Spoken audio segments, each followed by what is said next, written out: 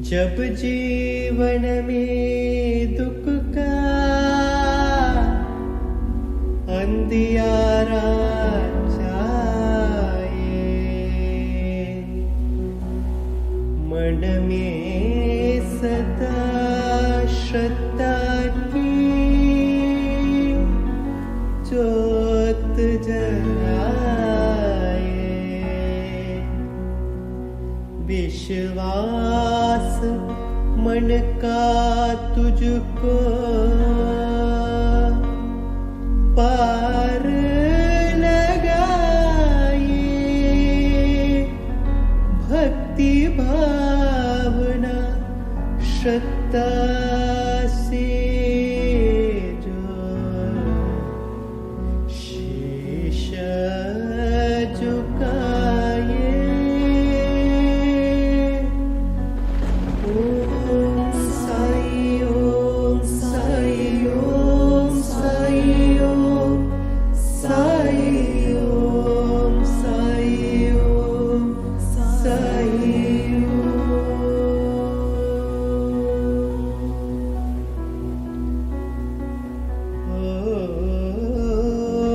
सुख दुख आने जाने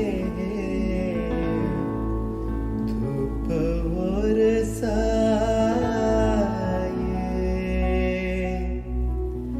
बाबरा ये मनवा तेरा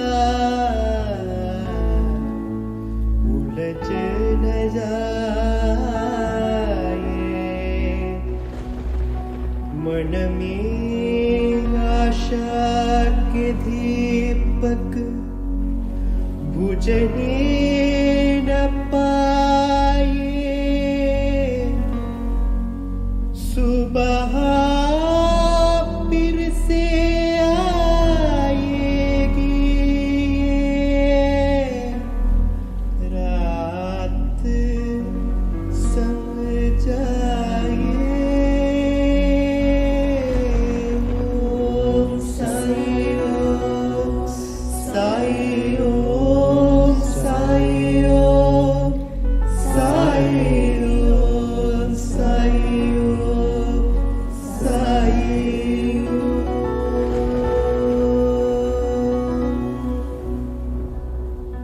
कहते हैं किस्मत जिसको कर्म का फल है, जीवन में कर्मयोग का मार्ग ही अटल है, जो कुछ है हाथ में तेरे, एक यही पल है, अच्छे कर्म किए जाए तो जीवन सफल है, ओम साई ओम साई ओम साई ओम साई ओम साई ओम साई ओम।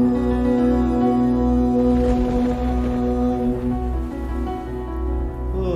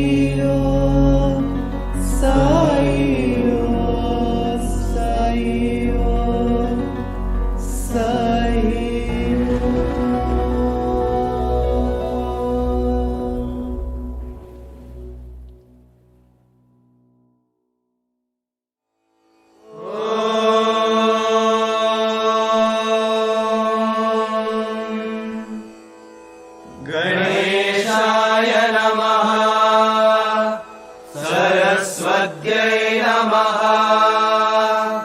श्रीगुरुभ्यो नमः। हरिः ओम्।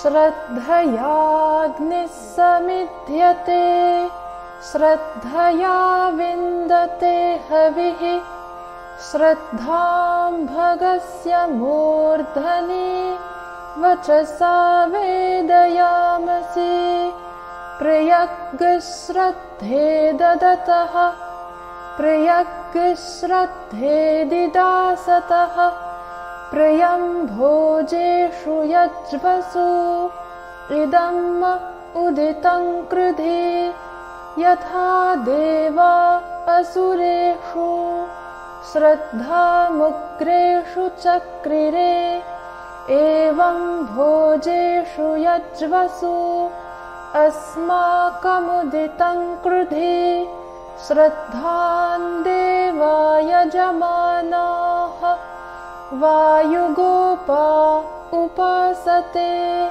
श्रद्धागुं हृदयया कूत्या श्रद्धया हूयते हविः श्रद्धां प्रातर्हवामहे श्रद्धां मध्यं दिनं परि श्रद्धागुं सूर्यस्य निमृचि श्रद्धे श्रद्धापये हमा श्रद्धा देवानधिवस्ते श्रद्धा विश्वमिदं जगत् श्रद्धां कामस्य मातरं हविषा वर्धयामसि।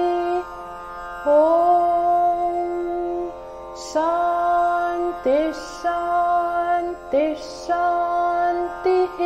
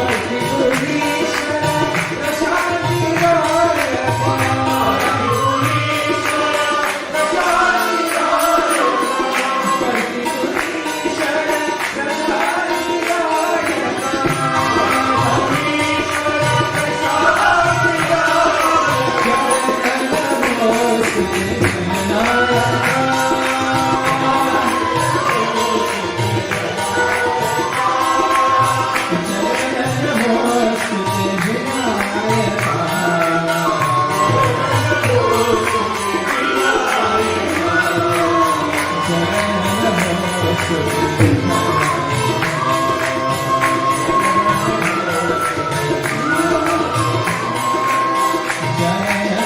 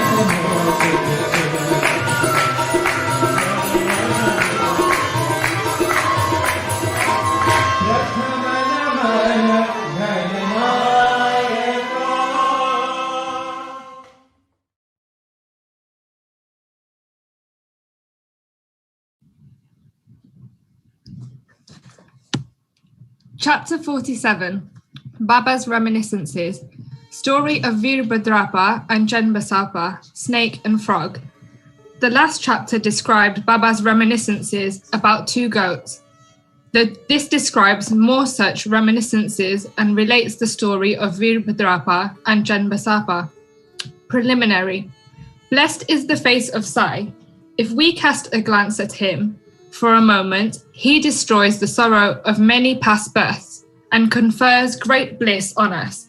And if he looks at us with grace, our bondage of karma is immediately snapped away and we are led to happiness. The river Ganges washes away the dirt and sins of all people who go to her for a bath, but she intently longs for the saints to come to her and bless her with their feet, and remove all the dirt, sins accumulated in her. She knows for certain that this accumulation can only be removed by the holy feet of the saints. Sai is the crest jewel of the saints, and now hear from him the following purifying story, the snake and the frog. Sai Baba said, "One morning, after taking my breakfast, I strolled along till I came to a small riverbank. As I was tired, I rested there, washed my hands and feet, and had a bath, and felt refreshed. There was a footpath and a cart track sheltered by shady trees. The breeze was also blowing gently. As I was preparing to smoke chilim pipe, I heard the croaking of a frog. I was striking the flint and lighting the fire when a traveller turned up, sat by my side, bowed to me, and politely invited me to his house for meals and rest. He lit up the pipe and handed it over to me. The croaking was heard again, and he wanted to know what it was. I told him that a frog was in trouble and was tasting the bitter fruit of its own karma. We have to reap now the fruit of what we do in our past life, and there is no use in crying about it. Then he smoked and handed over the pipe to me, and said that he would go there in person and see for himself. I told him that a frog was caught by a big snake and was crying.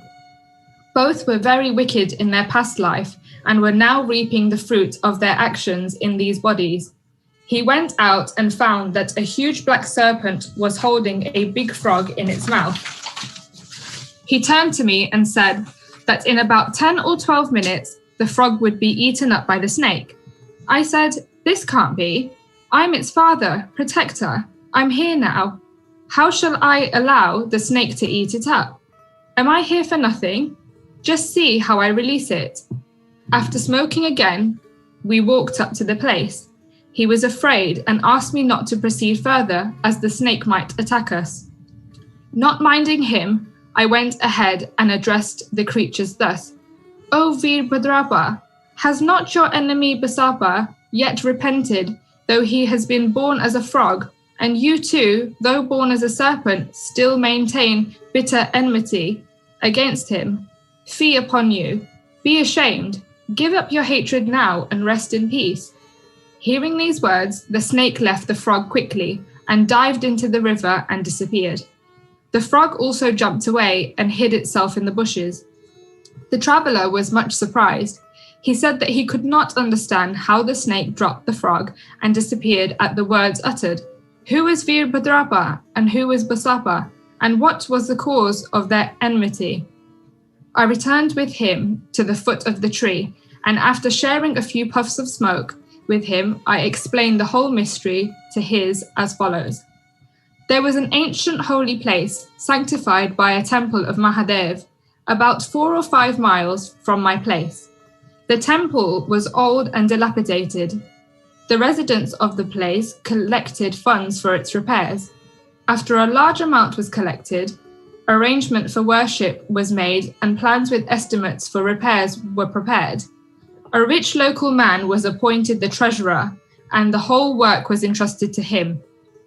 He has to keep regular accounts and be honest in all his dealings. He was a first-class miser and spent very little for the repairs, which consequently made very little progress. He spent all the funds, swallowed some amount himself, and spent nothing from his pocket. He had a sweet tongue and was very clever in offering plausible explanations regarding the poor and tardy progress of the work. The people again went to him and said that unless he lent his helping hand and tried his best, the work would not be complete. They requested him to work out the scheme and again collected subscriptions and sent the amount to him. He received it, but sat as quiet as before without making any progress. After some days, God, Mahadev, appeared in his wife's dream and said to her, "You, get up, build the dome of the temple. I will give you 100-fold of what you spend." She told this vision to her husband. He was afraid that it would involve him in some expenses and therefore laughed it out, saying that it was a mere dream, a thing not to be relied and acted upon. Or else why did not God appear to him and tell him?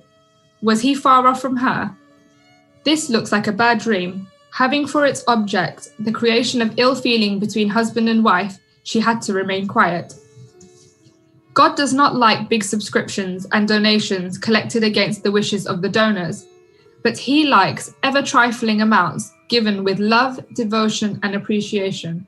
Some days after, God again appeared in her dream and said, "Do not bother yourself about your husband and the collections with him. Do not press him to spend any amount for the temple. What I want is feeling and devotion. So give, if you like, anything of your own." She consulted her husband about this vision and decided to give God her ornaments given by her father. The miser felt disconcerted and decided to cheat even God in this item.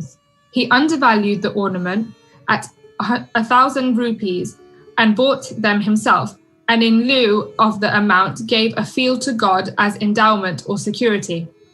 The wife agreed to this. The field or land was not his own. It belonged to one poor woman named Devotee, who mortgaged it to him for 200 rupees. She was not able to redeem it for long, so the cunning miser cheated all, his wife, Devotee, and even God. The land was sterile, uncultivated, and worth nothing, and yielding nothing, even in best seasons. Thus ended the transaction, and the land was given in the possession of the poor priest, who was pleased with this endowment. Sometime later on, stranger things happened. There was a terrific storm and heavy downpour of rain. Lightning struck the house of the miser. When he and his wife both died, Devotee also breathed her last. In the next life, the rich miser was born at Mathura in a Brahmin family and was named Veerbhadrapa. His devout wife was born as the daughter of the priest of the temple and was named Gauri. The woman Devotee, the mortgager, was born as a male in the family of the Gaurav, attendant of the temple, and was named Janbasapa. The priest was a friend of mine. He often came to me, chatted, and smoked with me.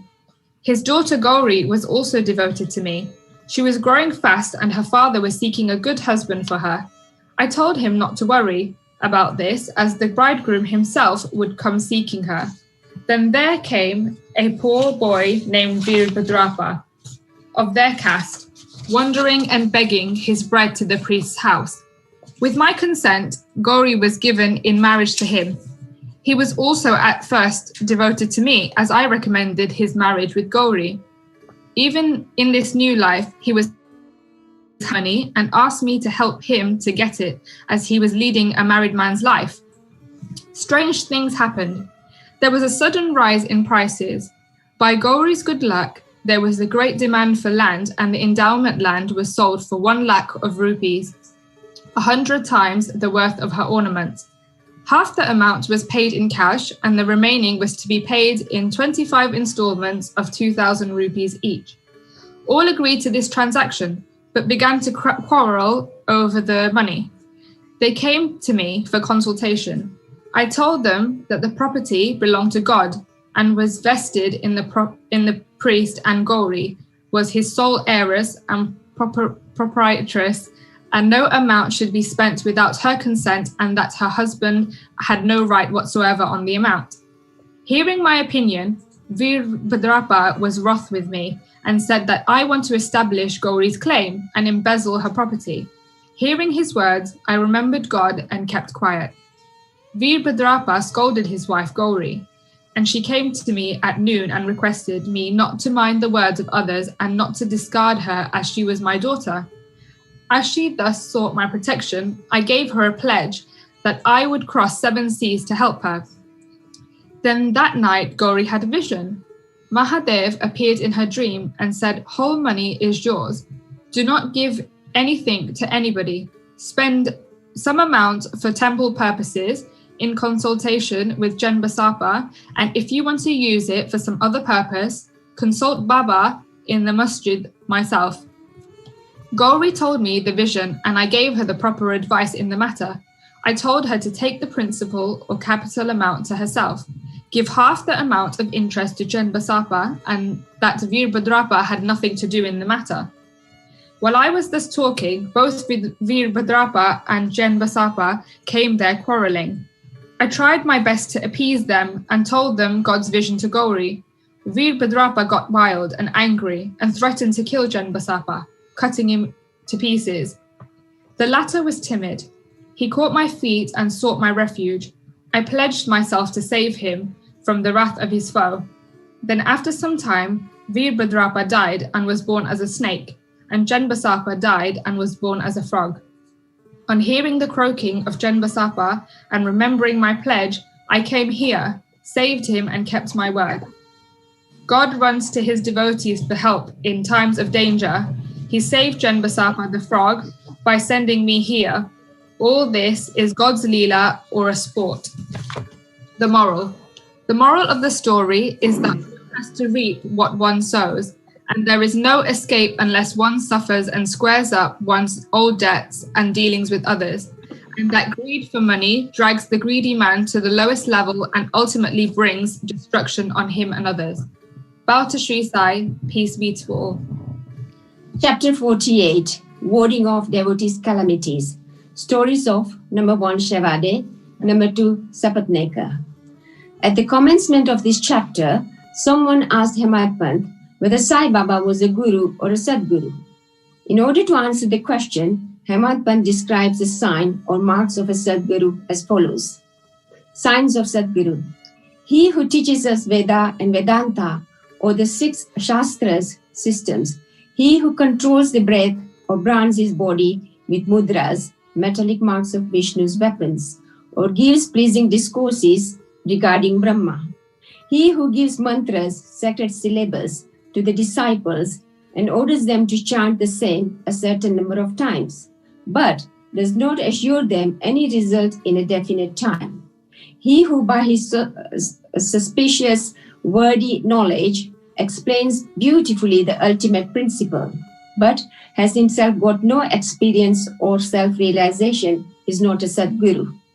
But he who by his discourse creates in us a distaste for the enjoyments of this world and the next, and gives us a test of self-realization, who is well-versed in both the theoretical and practical knowledge, that is self-realization, deserves to be called a Sadguru.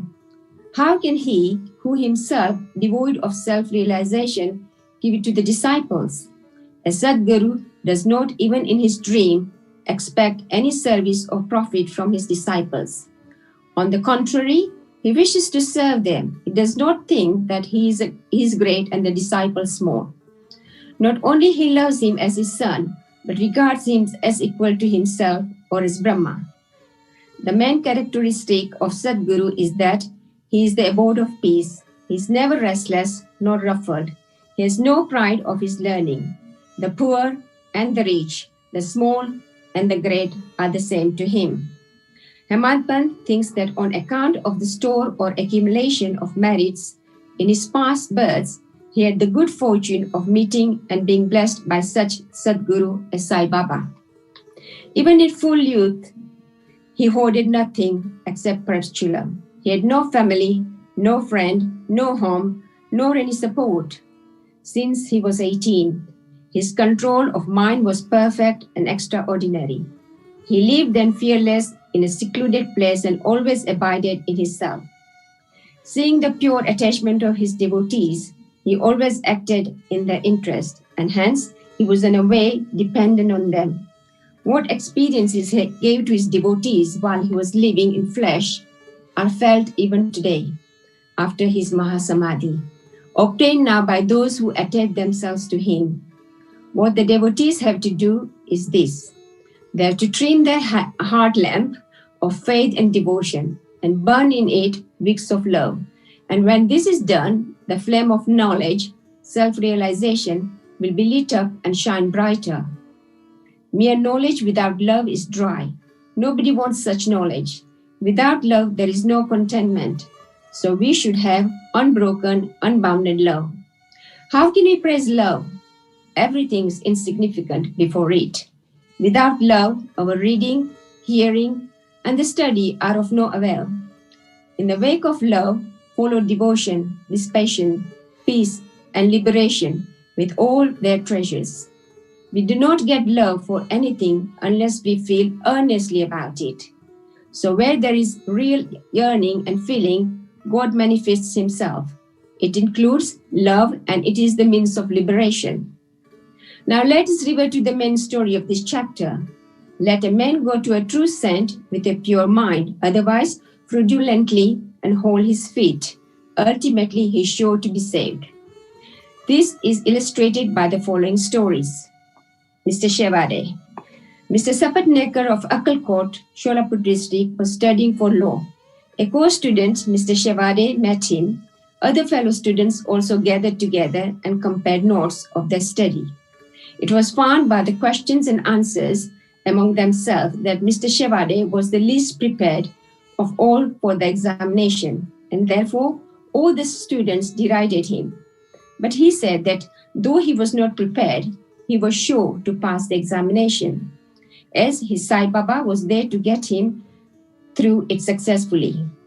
Mr. Sapatnekar was surprised at his remark.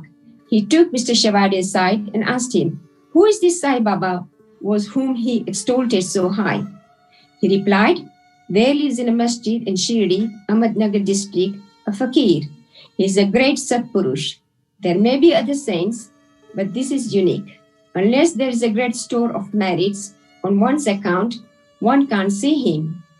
I fully believe in him, and what he says will be never untrue.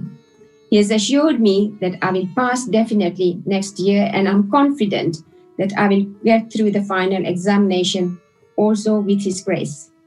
Mr. Sapatnekar laughed at his friend's confidence and jeered at him and Baba. Sapatnekars. Mr. Sapatnekar passed his examination, settled at Akkalkot, and practiced as a pleader there. 10 years after this, that is in 1930, he lost his only son on account of a throat disease. This broke his heart. He sought relief by making pilgrimage to Pandharpur, Gangapur, and other holy places. He got no peace of mind. Then he read Vedanta, which also did not help him. In the meanwhile, he remembered Mr. Shevade's remarks and his faith in Baba, and he thought that he too should go to Shirdi and see Baba. He went to Shirdi with his younger brother, Pandit Rao, and was much pleased to see Baba from distance. When he went near and prostrated himself and placed a coconut before Baba with pure feeling devotion, the latter at once cried out, "Get away!" Sapatnekar hung down his head and moved back and sat aside. He wanted to consult somebody who would advise him how to proceed. Somebody mentioned Balashimpi's name. Sapatnekar saw him and sought his help. They bought Baba's photos and came with them to the masjid. Balashimpi took a photo in his hand, gave it to Baba, and asked him whose photo it was. Baba said that this photo was the Yar, lover of him, pointing to Sapatnekar. Saying this, Baba laughed and all others joined. Bala asked Baba the significance of the laugh and beckoned Sapatnekar to come forward and take darshan. When Sapatnekar began to prostrate himself, Baba again cried out, "Get out!" Sapatnekar did not know what to do. Then they both joined their hands and sat before Baba praying. Baba finally ordered Sapatnekar to clear out immediately. Both were sad and dejected, as Baba's order had to obey. Sapatnekar left Shirdi with a heavy heart, praying that he should be allowed to take darshan next time. Mrs. Sapatnekar. 1 year elapsed, still his mind was not at peace. He went to Gangapur, where he felt more restless. Then he went to Malegaon for rest and finally decided to go to Kashi. 2 days before starting, his wife got a vision. In her dream, she was going with a picture to Lakat Shah's bell. There, a fakir with a piece of cloth round his head, who was sitting at the foot of neem tree, came close to her and said, "Dear lassie, why get exhausted for nothing? I get your pitcher filled with pure water." She was afraid of the fakir and hastened back with the empty pitcher. The fakir followed her. At this, she was awakened and opened her eyes. She told the vision to her husband. They thought that this was an auspicious sign and they both left for Shirdi. When they reached Masjid, Baba was absent. He had gone to Lendi. They waited till his return. When he returned, she was surprised to see that the fakir she saw in her vision resembled exactly Baba. She reverentially prostrated herself before Baba and sat looking at him. Seeing her humility, Baba was much pleased and began to tell a story in his peculiar characteristic fashion to a third party. He said, "Arms, abdomen, and waist are paining for a long time. I took many medicines. The pains did not abate. I got sick of the medicines as they gave me no relief. But I'm surprised to see now that all the pains have disappeared at once." Though no name was mentioned, it was the story of Mrs. Sapnecker herself. Her pains, as described by Baba, left her soon and she was happy. Then Mr. Sapnecker went ahead to take darshan. He was again welcomed with a formal "Get out." This time he was more penitent and persevering. He said that Baba's displeasure was due to his past deeds and resolved to make amends for the same. He determined to see Baba alone and ask his pardon for his past actions. This he did. He placed his head on Baba's feet and Baba placed his hand on it, and Sapnecker sat stroking Baba's leg. Then a shepherdess came and sat massaging Baba's breast. Baba, in his characteristic way, began to tell the story of Banya. He related the various vicissitudes of all his life, including the death of his only son. Sapnecker was surprised to see that the story which Baba related was his own, and he wondered how Baba knew every detail of it. He came to know that he was omniscient and knew the hearts of all. When this thought crossed his mind, Baba, still addressing the shepherdess and pointing to Sapnecker, said, "This fellow blames me and charges me with killing his son. Do I kill people's children?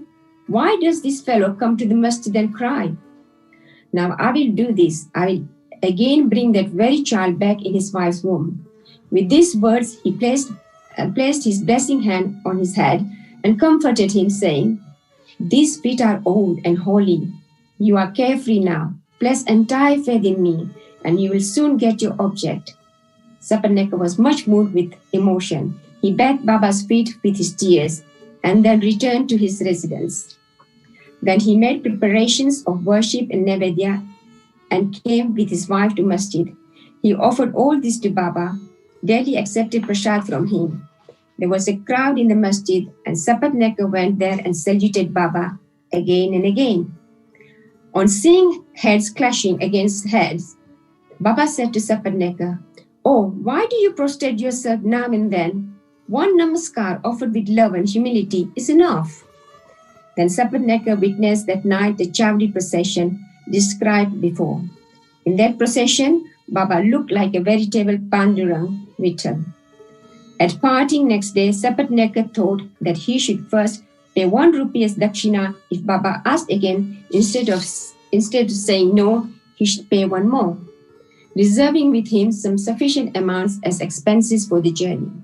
When he went to the masjid and offered 1 rupee, Baba asked for another, as per his intention, and when it was paid, Baba blessed him, saying, "Take the coconut, put it in your wife's utti, upper fold of sari, and go away at ease without the least anxiety." He did so, and within a year a son was born to him, and with an infant of 8 months, the pair came to Shirdi, placed him at Baba's feet and prayed thus, "O Sainath, we do not know how to redeem your obligations. Therefore, we prostrate ourselves before you. Bless us, poor helpless fellows. Henceforth, let your holy feet be our sole refuge. Many thoughts and ideas trouble us in waking and dream states. So turn away our minds from them to your bhajans and blessings. The son was named Murlidhar. 2 others, Bhaskar and Dinkar, were born afterwards.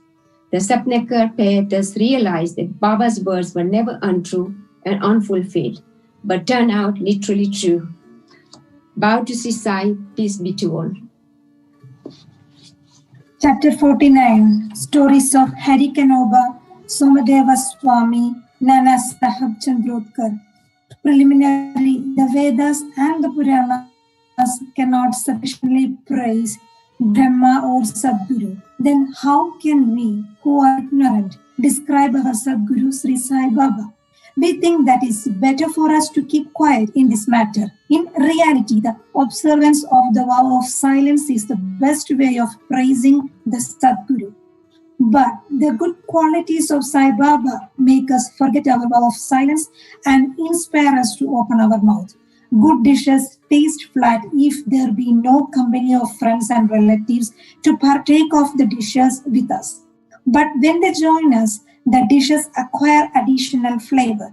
The same is the case with the Sai Leelamrit, the nectar in the form of Sai leelas. This nectar we cannot partake alone.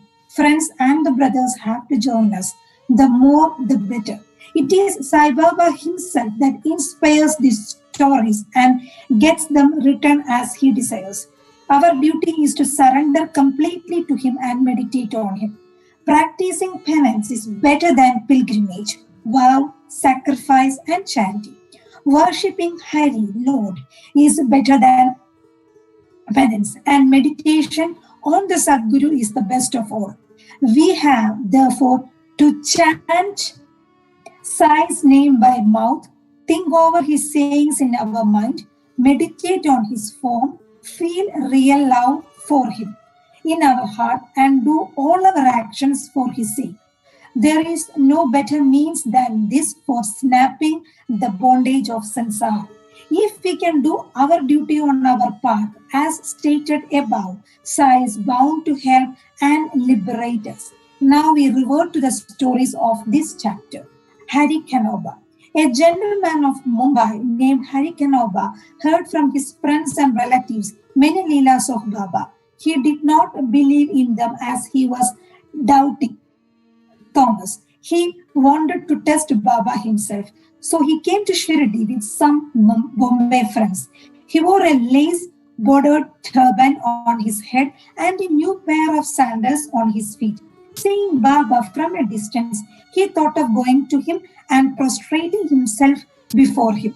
He did not know what to do with his new sandals. Still going to some corner outside in the open courtyard, he placed them there and went in the masjid and took Baba's darshan. He made a reverential bow to Baba, took Udi and Prasad from Baba and returned. When he reached the corner, he found that his sandals had disappeared. He searched for them in vain and returned to his lodging very much dejected. He bathed, offered worship and naivedya and sat for meals. But all the while he was thinking about nothing but his sandals. After finishing his meal, he came out to wash his hands when he saw a Maratha boy coming towards him. He had in his hand a stick, on the top of which was suspended a pair of new sandals.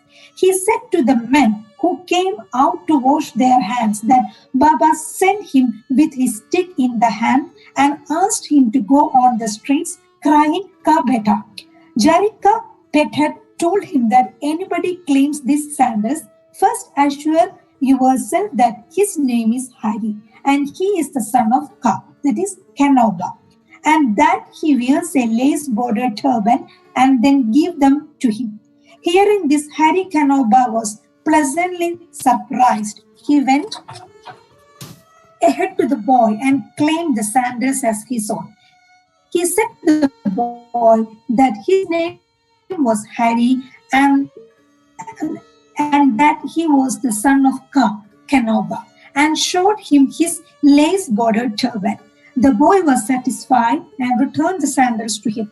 Harikanoba wondered in his mind, saying that his lace-bordered turban was visible to all and Baba might have seen it. But how could he know his name Hari and that he was son of Kanoba, as this was his first trip to Shirdi? He came there with the sole object of testing Baba and with no other motive. He came to know by this incident that Baba was a great Satpurush. He got what he wanted and returned home well pleased. Somadeva Swami. Now hear the story of another man who came to try Baba. Baiji, the brother of Kaka Sahab Dixit, was staying at Nagpur. When he had gone to Himalayas in 1906 AD, he made an acquaintance with one Somadeva Swami of Haridwar at Uttarkashi down the Gangotri valley. Both took down each other's name in their diaries. 5 years afterwards, Somadeva Swami came to Nagpur and he was Baiji's guest. There he was pleased to hear the leelas of Baba and strong desire arose in his mind to go to Shirdi and see him. He got a letter of introduction from Baiji and left for Shirdi. After passing Manmad and Kopenhagen, he took a tanga and drove to Shirdi. As he came near Shirdi, he saw 2 high flags floating over the masjid in Shirdi. Generally, we find different ways of behavior, different modes of one.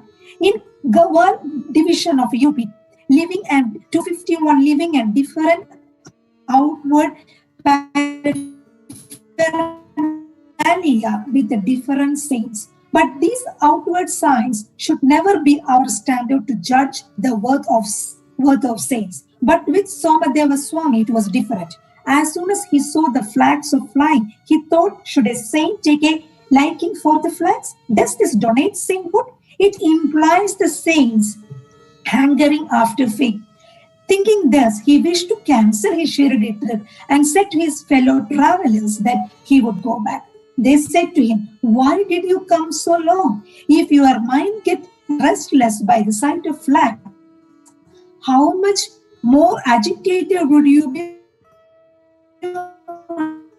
seeing in Shirdi the Ratha, the carts, and all other paraphernalia?" The Swami got more confounded and said, "A few such sadhus with horses, the palanquins and tom-toms have I seen, and it is better for me to return than see such sadhus."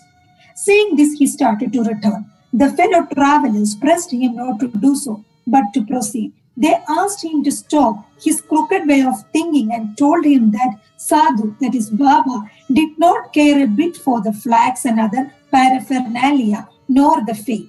It was the people, his devotees, that kept up all this paraphernalia out of love and devotion to him. Finally, he was persuaded to continue his journey, go to Shirdi and see Baba. When he went and saw Baba from the courtyard, he was melted inside. His eyes were full of tears. His throat was choked, and all his evil and crooked thoughts vanished. He remembered his guru saying that is our abode and the place of rest where mind is most pleased. He wished to roll himself in the dust of Baba's feet, and when he approached Baba, the latter got wild and cried aloud, "All our humbug, that is paraphernalia, be with us. You go back to your home. Beware if you come back to this masjid. Why take a darshan of one who flies a flag over his masjid? Is this a sign of sainthood? Remain here, not a moment." The Swami was taken aback by surprise. He realized that Baba read his heart and spoke it out. How omniscient he was. He knew that he was least intelligent and Baba was noble and pure. He saw Baba embracing somebody, touching someone with his hand, comforting others, staring kindly at some, laughing at others, giving Udi Prasad to some, and thus pleasing and satisfying all. Why should he alone be dealt with so harshly? Thinking seriously, he came to realize that Baba's conduct responded exactly to his inner thought and that he should take a lesson from this and improve. And that Baba's wrath was a blessing in disguise. It is needless to say that later on his faith in Baba was confirmed and he became a staunch devotee of Baba. Nana Sahib Chandrodkar. Hemant Bhatt concludes this chapter with a story of Nana Sahib Chandrodkar. When Nana Sahib was once sitting in the masjid with Maharaj Sapadi and others, a Mohammedan gentleman from Bijapur came with his family to see Baba. Seeing Ghosha ladies with him, Nana Sahib wanted to go away, but Baba prevented him from doing so. The ladies came and took the darshan of Baba. When one of the ladies removed her veil in saluting his great devotees, while he was staying at Lonavala, he happened to see his old friend, Mr. Nana Sahib Chandrodkar. Both spent some time in talking about many things. Kaka Sahib described to him how, when he was boarding in train to London, he met with an accident in which his foot slipped and was injured.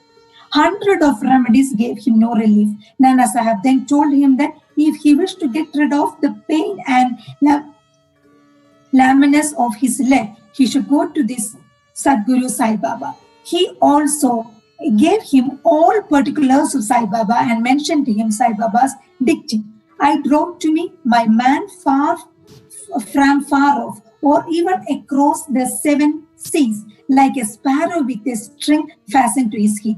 He also made it clear to him that if he not Baba's man, he should not be attracted to him and given him darshan. Kaka Sahib was pleased to hear all this and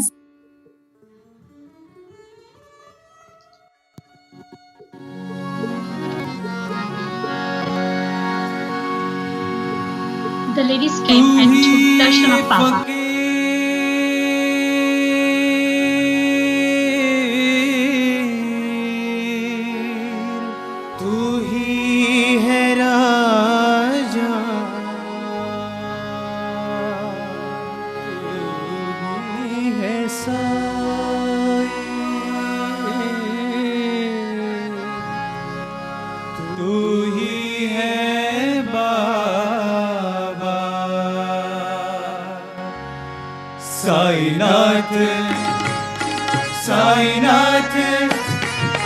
Sainath तेरे हजारों हाथ, साईनाथ तेरे हजारों हाथ, जिसने तेरा नाम लिया,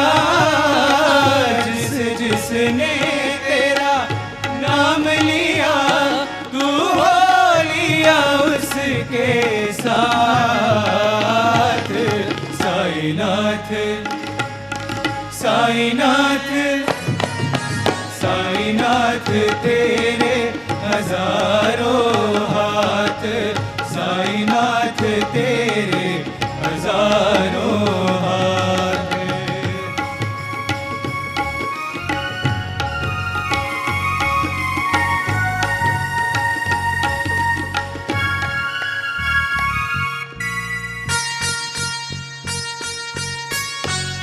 देखूं तो तू लागे कन्हैया, खुद देखूं तो दुर्गा मैया, इत देखूं तो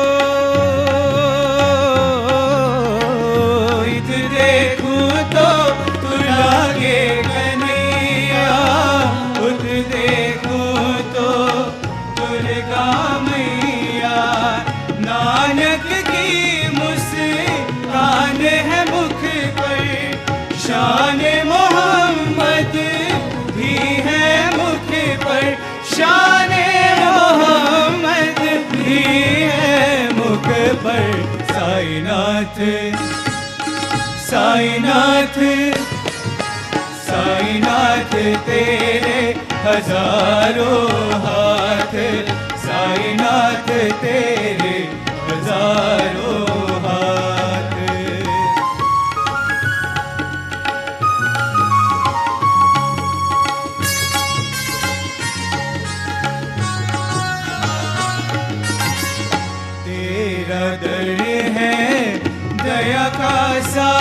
सागर, सब मजहब भरते हैं गागर।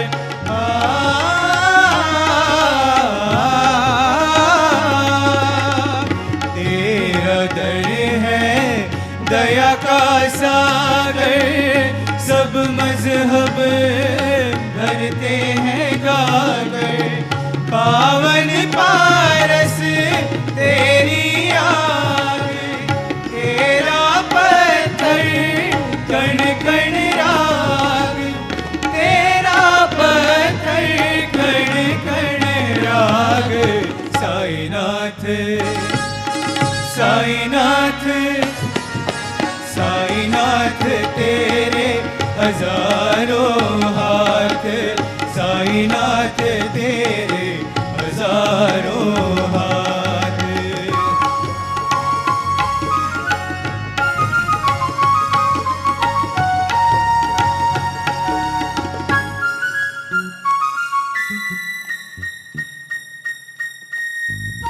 तेरा मंदिर सबका मदीना, जो भी आए सीखे जीना। तो चाहे तो टल जाए घाट, तू ही भोला तू ही नाथ, तू ही भोला तू ही नाथ।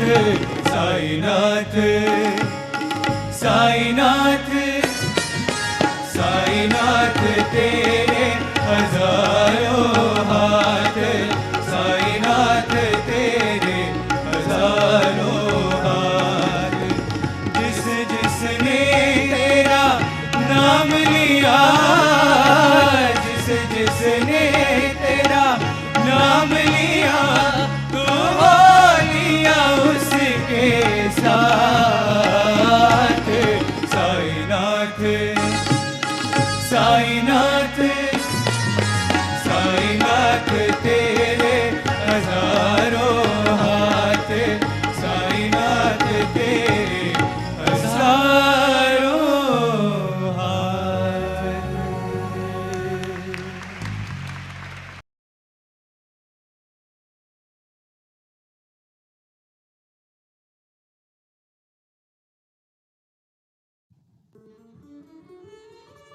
When one of the ladies removed her veil in saluting Baba's feet and then resumed it again, Nana Sahib, who saw her face, was so much smitten with her rare beauty and he wished to see her face again.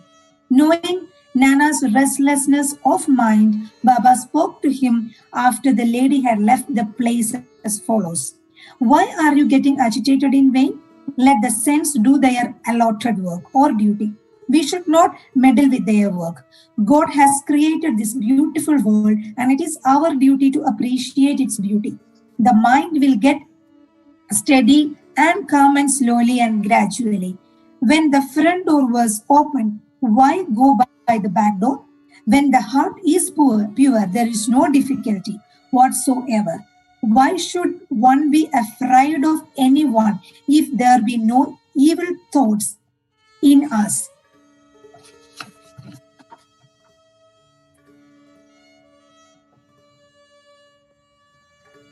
The mind will get steady and come slowly and gradually. When the front door was open, but why go by the back door? When the heart is poor, there is no difficulty whatsoever.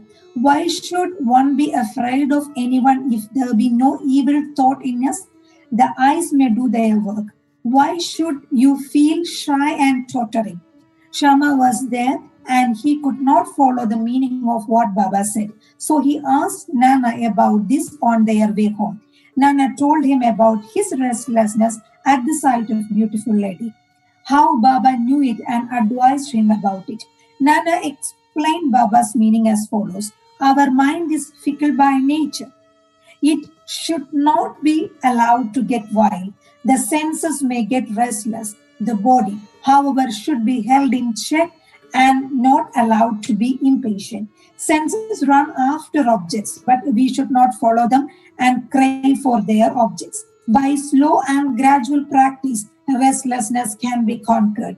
We should not be swayed by the senses, but they cannot be completely controlled. We should curb them rightly and properly according to the need of the occasion. Beauty is the subject of sight. We should fearlessly look at the beauty of objects. There is no room for shyness or fear. Only we should never entertain evil thoughts. Making the mind desireless, observe God's works of beauty. In this way, the senses will be easily and naturally controlled, and even in enjoying objects, you will be reminded of God. If the outer senses are not held in check, and if the mind be allowed to run after objects and be attached to them, our cycle of birth and death will not come to an end. Objects or senses are things harmless. With Viveka, discrimination as our charioteer, we will control the mind and will not allow the senses to go astray. With such a charioteer, we reach the Vishnupada, the final abode, our real home, from which there is no return. Bow to Sri Sai, peace to be all. Chapter 50. Stories of Kaka Sahib Dixit, Sri Thembe Swami and Balaram Durandar. Chapter 50 of the original Satcharitra has been incorporated in Chapter 39, as it dealt with the same subject matter. Now, Chapter 51 of the Satcharitra has been treated here as Chapter 50. This chapter gives the stories of Kaka Sahib Dixit, Sri Thembe Swami and Balaram Durandar. Preliminary. Victory be unto Sai, who is the mainstay of the Bhaktas, who is our Sadguru, who expounds the meaning of the Gita and who gives us all powers. O Sai, look favorably on us and bless us all. The sandalwood trees grow on the Malaya mountains in India and ward off heat. The clouds pour their rainwater and thereby cool and refresh all the people. The flowers blossom in the spring and enable us to worship God therewith. So the stories of Sai Baba come forth in order to give solace and comfort to the readers. Both those who tell and those who hear the stories of Baba are blessed and holy, as also the mouths of the former and the ears of the latter. It is well established fact that though we try hundreds of means or sadhanas, we do not attain the spiritual goal of life unless a Sadguru blesses us with his grace. Hear the following story in illustration of this statement. Kaka Sahib Dixit, from 1864 to 1926. Mr. Hari Sitaram, alias Kaka Sahib Dixit, was born in 1864 AD in Avadnagara Nagar, Brahmin family at Khandwa, CP. His primary education was done at Khandwa, Hinganghat, and secondary education at Nagpur. He came to Bombay for higher education and studied first in the Wilson College and then in the Elphinstone College. After graduation in 1883 AD, he passed his LLB and solicitor's examination and then served in the firm of the government solicitors Messrs. Little and Co. And then, after some time, started a solicitor's firm of his own. Before 1909 AD, Sai Baba's name was not familiar to Kaka Sahib.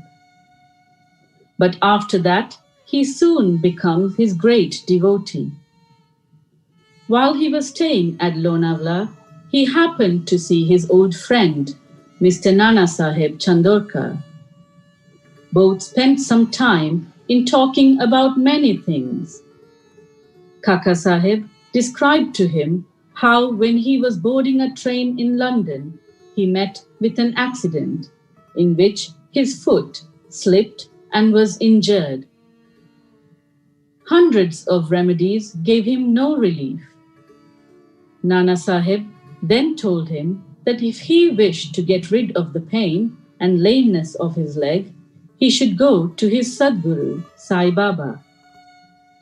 He also gave him all the particulars of Sai Baba and mentioned to him Sai Baba's dictum, "I draw to me my man from far off, or even across the 7 seas, like a sparrow with a string fastened to its feet." He also made it clear to him that if he be not Baba's man, he would not be attracted to him and given a darshan. Kaka Sahib was pleased to hear all this and said to Nana Sahib that he would go to Baba, see him and pray to him to cure not so much his lame leg, but bring round his lame, fickle mind and give him eternal bliss. Some time after, Kaka Sahib went to Ahmednagar and stayed with Sirdar Kaka Sahib Mirikar in connection with securing votes for a seat in the Bombay Legislative Council. Mr. Bala Sahib Mirikar, son of Kaka Sahib Mirikar, who was a Mamatlatdar of Kopagaon, also came at that time to Ahmednagar in connection with a horse exhibition there. After the election business was over, Kaka Sahib Dixit wanted to go to Shirdi, and both the Mirikars, father and son, were also thinking in their house about a fit and proper person as a guide with whom he should be sent there. There, Sai Baba was arranging things for his reception. Sharma got a telegram from his father-in-law at Ahmednagar, stating that his wife was seriously ill and that he should come to see her with his wife. Sharma, with Baba's permission, went there and saw his mother-in-law and found her improving and better. Nana Sahib Panche and Appa Sahib Gadre happened to see Sharma on their way to the exhibition Dikshit there and take him to Shirdi along with him. Kaka Sahib Dixit and the Mirikars were also informed of Sharma's arrival. In the evening, Sharma came to Mirikars, who introduced him to Kaka Sahib. They arranged that Sharma should leave for Kopagaon with Kaka Sahib by the 10 o'clock night train. After this was settled, a curious thing happened. Bala Sahib Mirikar threw aside the veil or covering on Baba's big portrait and showed the same to Kaka Sahib. He was surprised to see that he, whom he was going to meet at Shirdi, was already there in the form of his portrait to greet him at this juncture. He was much moved and made his prostration before the portrait. This portrait belonged to Megha. The glass over it was broken and it was sent to Mirikars for repairs. The necessary repairs had already been made and it was decided to return the portrait with Kaka Sahib and Sharma. Before 10 o'clock, they went to the station and booked their passage, but when the train arrived, they found that the second class was overcrowded, and then there was no room for them. Fortunately, the guard of the train turned out to be an acquaintance of Kaka Sahib, and he put them up in first class. Thus, they travelled comfortably and alighted at Kopagaon. Their joy knew no bounds when they saw that Nana Sahib Chandorkar, who was also bound for Shirdi, Kaka Sahib and Nana Sahib embraced each other. And then, after bathing in the sacred Godavari river, they started for Shirdi. After coming there and getting Baba's darshan, Kaka Sahib's mind was melted. His eyes were full of tears, and he was overflowing with joy. Baba said to him that he also was waiting for him and had sent Sharma ahead to receive him. Kaka Sahib then passed many happy years in Baba's company. He built a wada in Shirdi, which he made as his, more or less, permanent home. The experiences he got from Baba are so manifold that it is not possible to relate them all here. The readers are advised to read a special Kaka Sahib Dixit number of Shirdi Sai Leela magazine, volume 12, number 6 to 9. We close this account with the mention of one fact only. Baba had comforted him by saying that in the end, he will take him in air coach, Viman, that is, secure him a happy death. This came out true. On the 5th of July 1926 AD, he was traveling in the train with Hemad Pant and talking about Sai Baba. He seemed deeply engrossed in Sai Baba. All of a sudden, he threw his neck on Hemad Pant's shoulder and breathed his last, with no trace of pain and uneasiness. Sri Tembe Swami. We come to the next story, which shows how saints love each other with fraternal affection.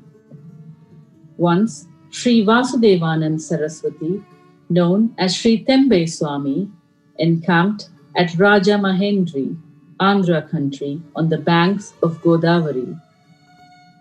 He was a devout, orthodox, jnani, and yogi bhakta of the god Dattatreya.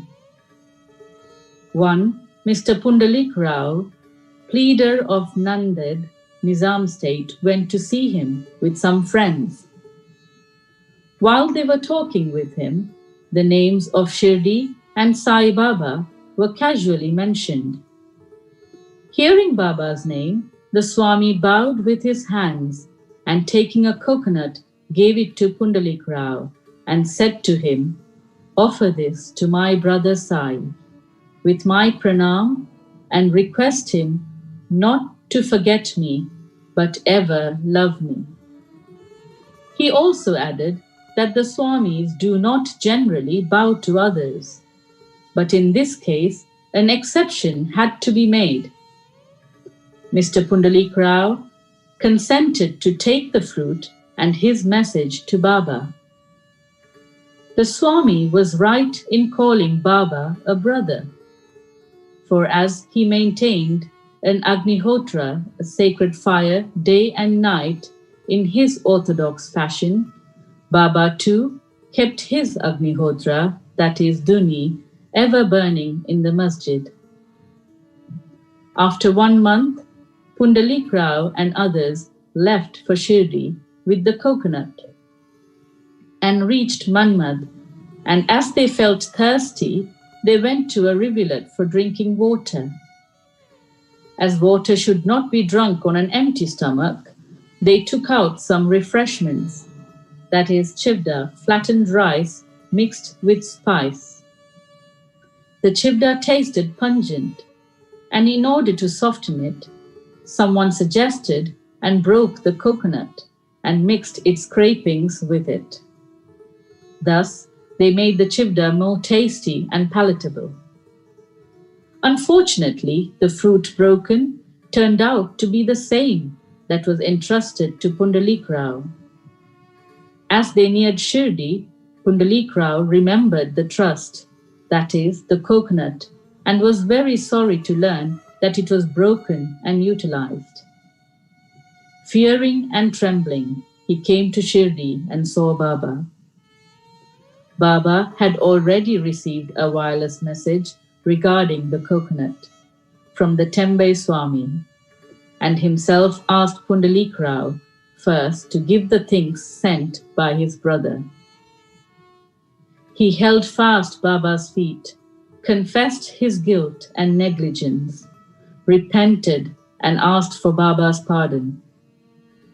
He offered to give another fruit as a substitute, but Baba refused to accept it, saying that the worth of that coconut was by far many times more than an ordinary one, and that it could not be replaced by another one. Baba also added, "Now you need not worry yourself any more about the matter. It was on account of my wish that the coconut was entrusted to you and ultimately broken on the way. Why should you take the responsibility of the actions on you? Do not entertain the sense of doership in doing good, as well as for bad deeds. Be entirely prideless and egoless in all things, and thus your spiritual progress will be rapid." What a beautiful instruction Baba gave. Balaram Durandar, from 1878 to 1925. Mr. Balaram Durandar belonged to the Patare Prabhu community of Santa Cruz, Bombay. He was an advocate of the Bombay High Court and sometime principal of the Government Law School, Bombay. The whole Durandar family was pious and religious. Mr. Balaram served his community and wrote and published an account of it. He then turned his attention to spiritual and religious matters. He studied carefully the Gita and its commentary Jnaneshwari, and other philosophical and metaphysical works. He was a devotee of Vithoba of Pandharpur. He came in contact with Sai Baba in 1912 AD. 6 months previous, his brothers Babulji and Vaman Rao came to Shirdi and took Baba's darshan. They returned home and mentioned their sweet experiences to Balaram and other members. Then they all decided to see Sai Baba. Before they came to Shirdi, Baba declared openly that today many of my Darbar people are coming. The Durandar brothers were astonished to hear this remark of Baba. From others, as they had not given any previous intimation of that trip. All the other people prostrated themselves before Baba and sat talking to him. Baba said to them, "These are my Darbar people, to whom I referred before," and said to the Durandar brothers, "We are acquainted with each other for the last 60 generations." All the brothers were meek and modest. They stood with joined hands, staring at Baba's feet. All the sattvic emotions, such as tears, horripilation, choking, etc., moved them, and they were all happy. Then they went to their lodging, took their meals, and after taking a little rest again, came to the masjid. Balaram sat near Baba, massaging his legs. Baba, who was smoking a chilam, advanced it towards him and beckoned him to smoke it. Balaram was not accustomed to smoking. Still, he accepted the pipe, smoked it with great difficulty, and returned it reverentially with a bow. This was the most auspicious moment for Balaram. He was suffering from asthma for 6 years. This smoke completely cured him of the disease, which never troubled him again. Some 6 years later, on a particular day, he again got an attack of asthma. This was precisely the time when Baba took his Mahasamadhi. The day of this visit was a Thursday, and the Durandar brothers had the good fortune of witnessing the Chavadi.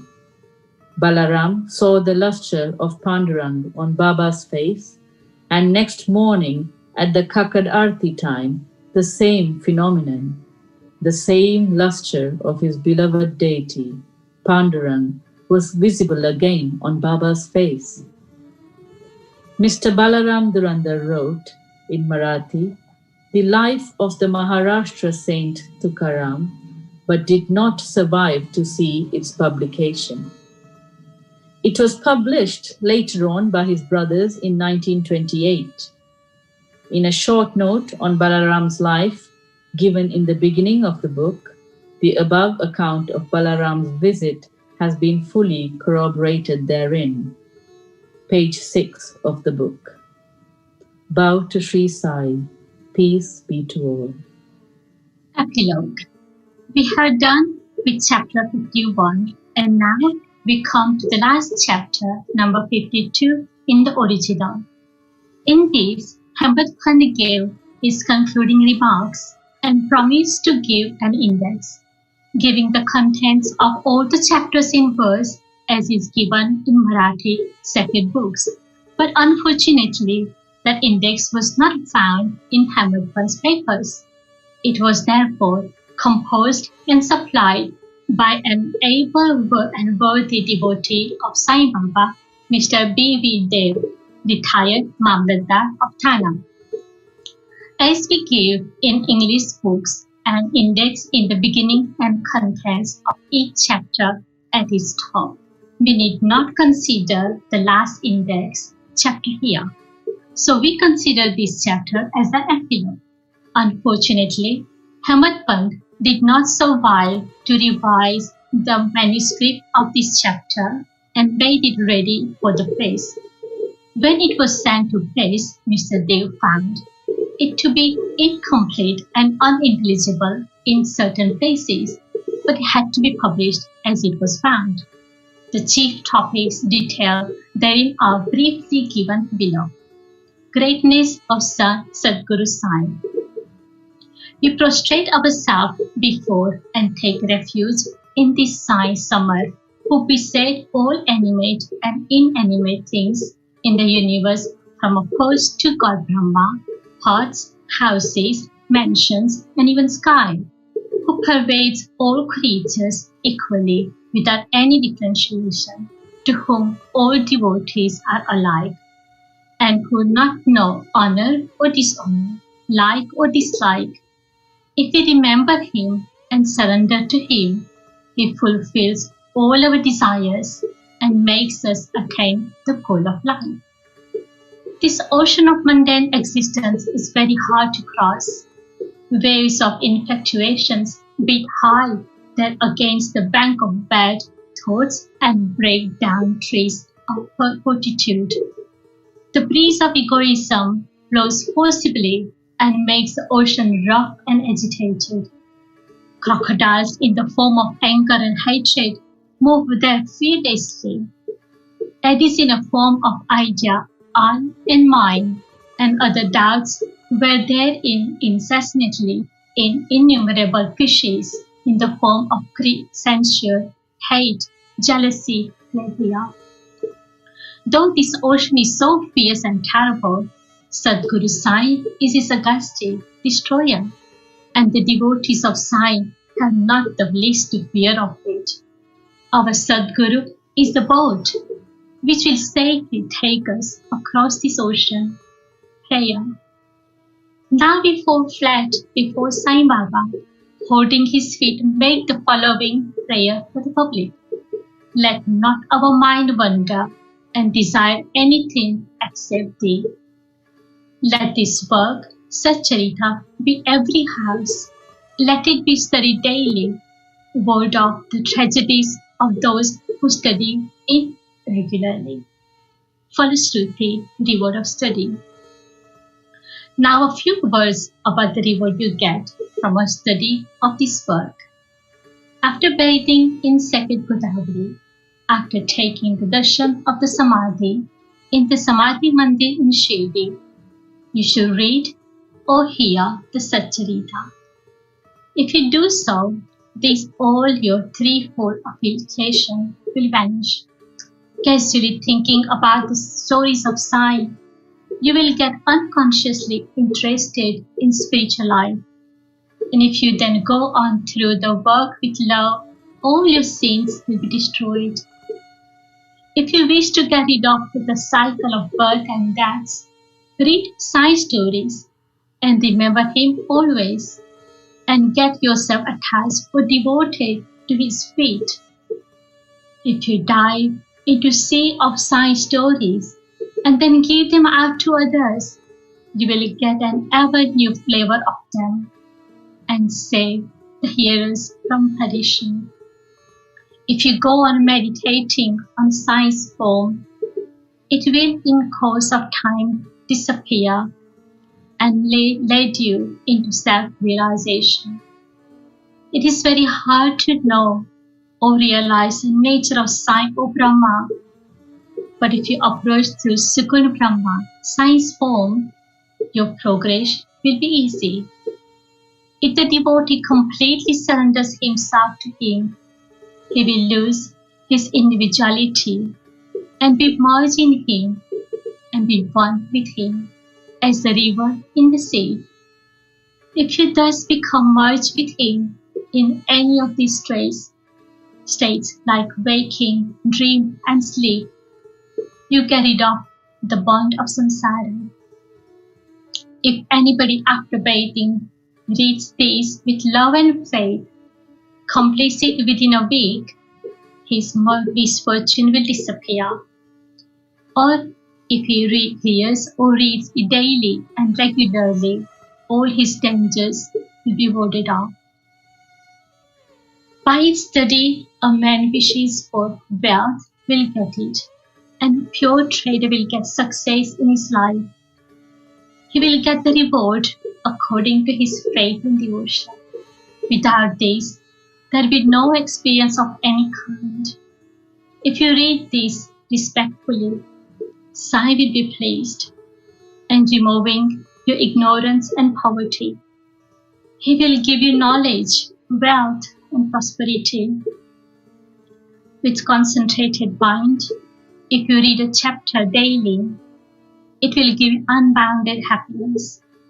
One who has his welfare at heart should read it carefully, and then he will ever remember sighing gratefully and joyfully in birth after birth. The work should be read at home, especially on Guru Purnima, Ashad Full Moon Day, Gokulashtami, Ramnavami, and Dasera Baba's anniversary day. If you study this book carefully, all your desires will be satisfied. And if you always remember Sai's feet in your heart, you will easily cross the Bhausagar. By its study, the diseased and sick will get health, the poor get wealth, the man and trouble get prosperity, and the mind will get rid of all ideas and get steadiness.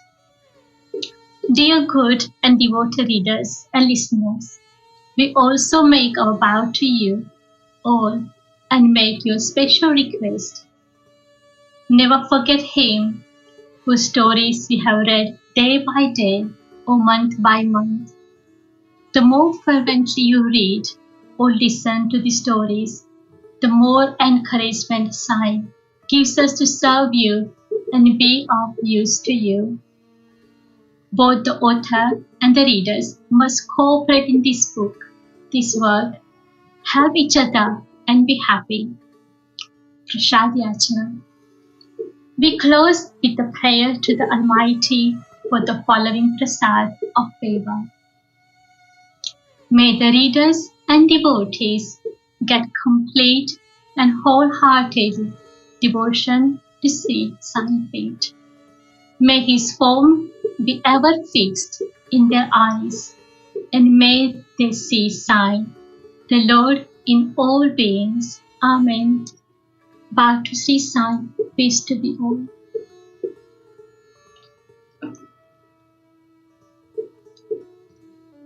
My humble pranams at the lotus feet of my beloved Hriday Nivasi, Bhagwan Baba. Jai Saram to you all.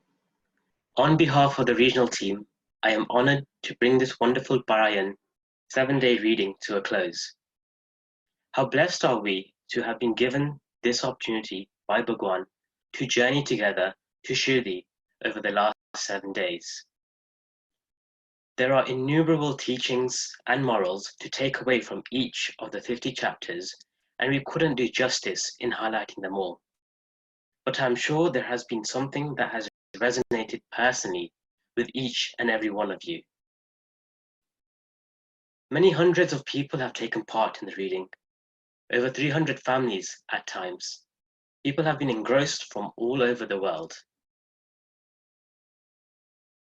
You, our viewers, have joined in daily from across the globe, including many from India, United Arab Emirates, Pakistan, Kenya, Australia, and even Saudi Arabia. It just goes to show when Bhagwan's glories are told, it draws people near and far as per his divine will. We also had readers from all over the UK, as well as India and the US. In these unprecedented times we all find ourselves in, it was a wonderful experience to engulf ourselves in his glory each evening. It served as an important reminder for us all to strengthen our relationship with our Master and turn to him regardless of what is going on around us.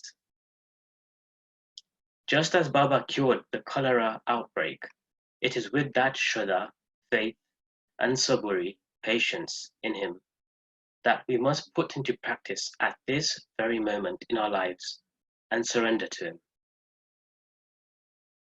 It is with no doubt that Bhagwan's compassion has enabled us all to connect to his glory online, and we offer our gratitude at his divine lotus feet. Over the course of the 7 days for this event, there has been over 60 readers who have not only taken part, but delivered a beautiful seva by narrating chapters to us all. The young adults of the organization who created the wonderful Om Sai title song and music you hear at the beginning and at the end of the program, a dedicated planning team who have been working behind the scenes, and of course a technical team who without this project would not have been possible. We thank them all. Last but not least, a big thanks to you, our audience, for joining us daily from your homes and supporting us throughout the 7 days. Do remember, the beauty of these online events is that they are not only brought to you live, but you can replay them at your own convenience in your homes. Finally, I request you all now to join me from your homes in saying Bhagwan's Jaykar in full voice and with utmost gratitude. Shri Satchidananda Sadguru Sai Maharaj Ki Jai. Jai Bolo Bhagwan Shri Sathya Sai Baba Ji Ki Jai. Sufism contributes the abstract spirituality in the form of Sufi songs. In this form, there is a direct dialogue between the fakir or spiritual aspirant and God. Today, this Sufi song is set to Rag Rageshri in Kaherwatal.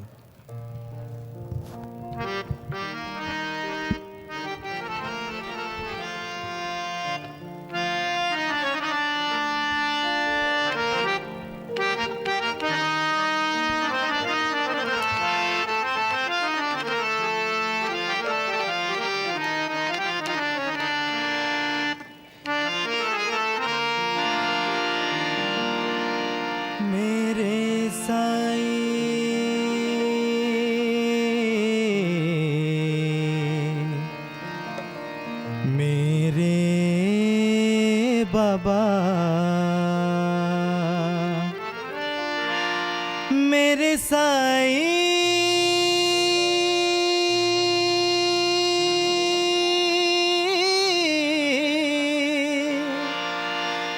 मेरे बाबा मेरे बाबा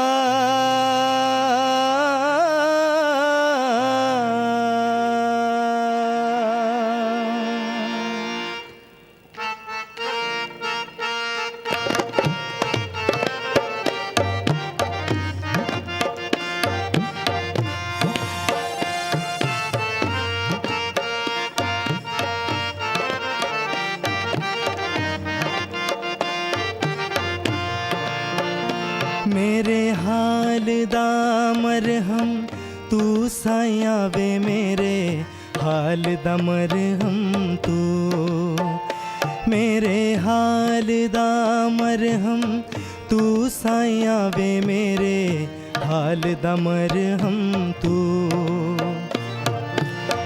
अंदर तू है बाहर तू है अंदर तू है बाहर तू है रोम रोम बिच तू तू तू हाल दा मरहम तू साया वे मेरे हाल दा मरहम तू ओ मेरे हाल दा मरहम तू साया वे मेरे हाल दा मरहम तू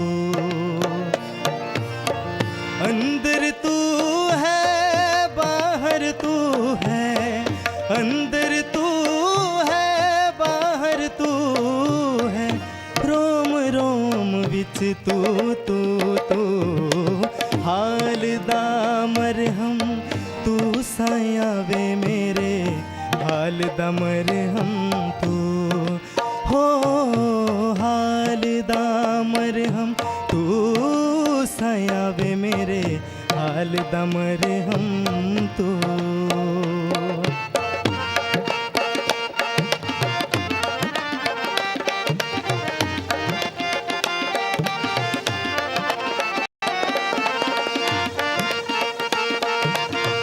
मेरे हाल दा मरहम तू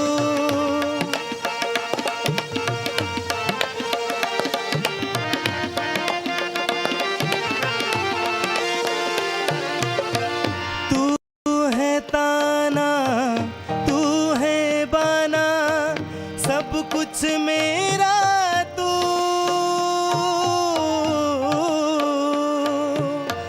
तू है ताना तू है बाना सब कुछ मेरा तू तू सब कुछ मेरा तू तू है ताना तू है बाना सब कुछ मेरा तू तू सब कुछ मेरा तू वैसाया हाल दा मरहम तू साया वे मेरे हाल दा मरहम तू हो मेरे हाल दा मरहम तू साया वे मेरे हम अंदर तू है बाहर तू है अंदर तू है बाहर तू है रोम रोम बिच तू तू तू हाल दा मरहम तू साया वे मेरे हाल दा मरहम तू हो मेरे हाल दा मरहम तू साया वे मेरे हाल दा मरहम तू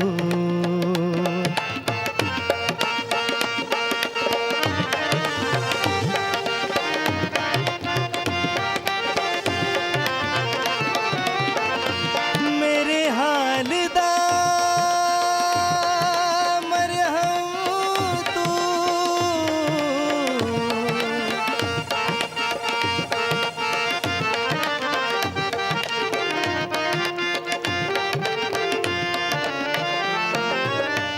चाहूं तुझे मैं पूजूं तुझे मैं अपना बना ले तू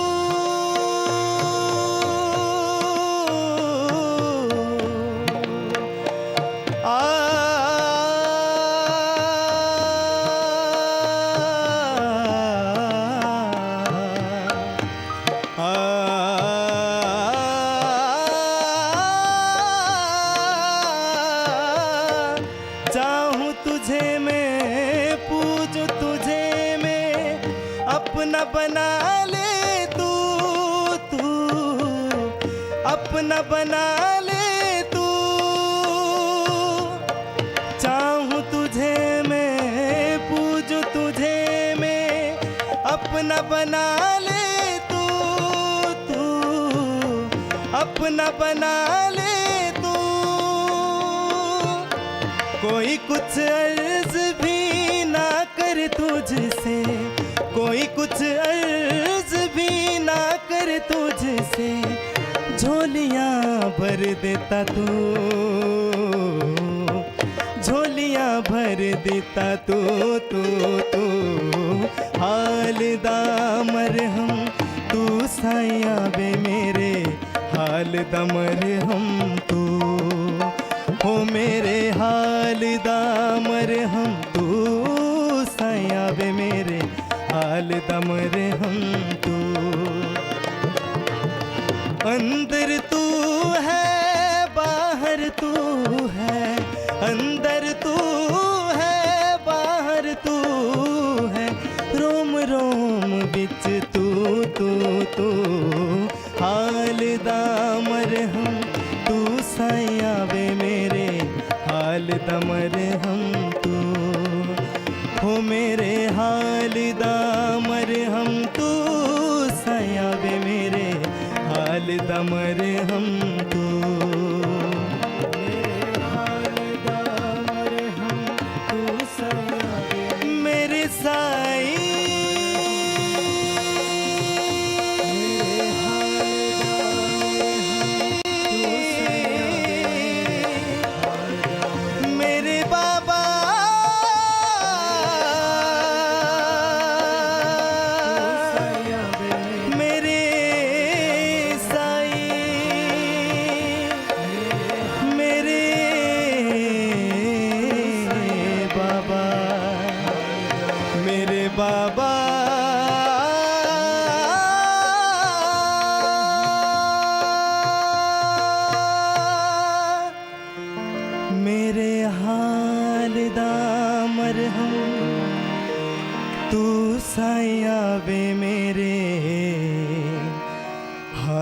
दमर हम तो।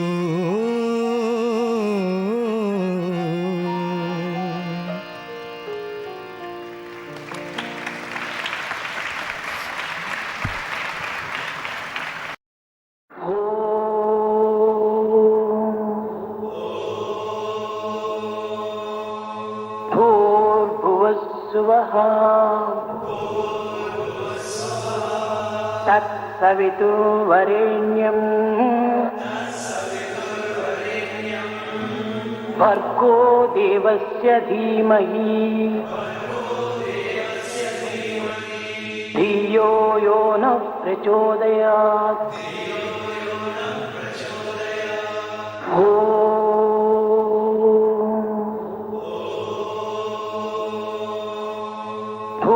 भूर्भुवस्सुवः तत्सवितुर्वरेण्यं भर्गो देवस्य धीमहि धियो यो नः प्रचोदयात्।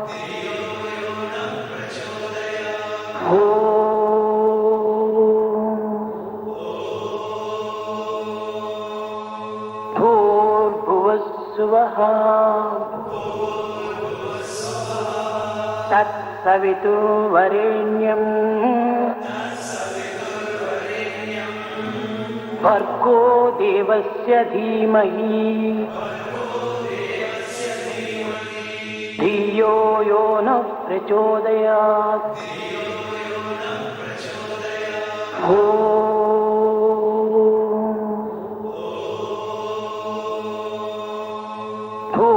भूर्भुवस्सुवः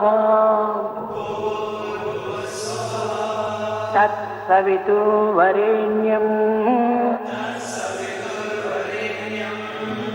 भर्गो देवस्य धीमहि धियो यो नः प्रचोदयात्।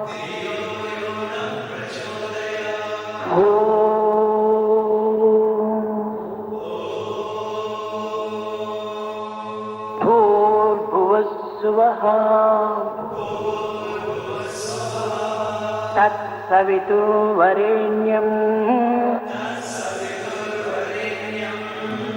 भर्गो देवस्य धीमहि धियो यो नः प्रचोदयात्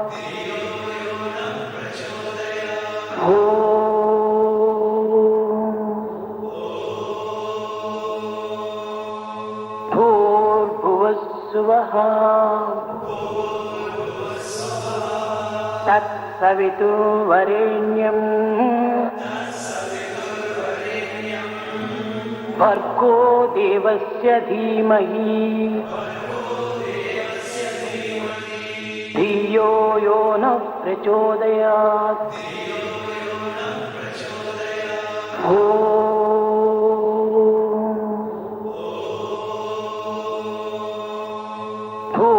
भूर्भुवस्सुवः तत्सवितुर्वरेण्यम्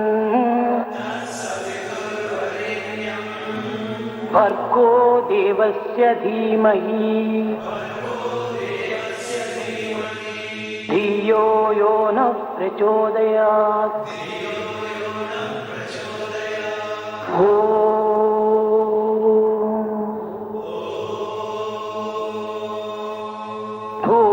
भूर्भुवस्सुवः तत्सवितुर्वरेण्यम् भर्गो देवस्य धीमहि धियो यो नः प्रचोदयात्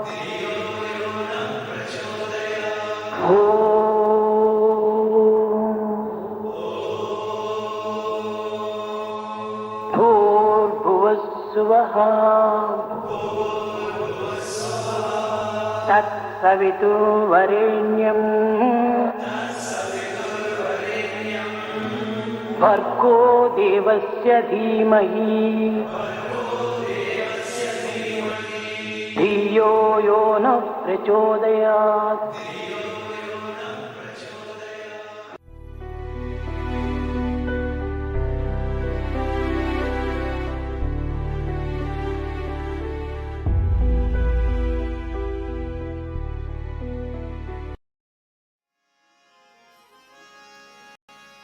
मोहब्बत की कमी दिल में अगर एहसास होता है,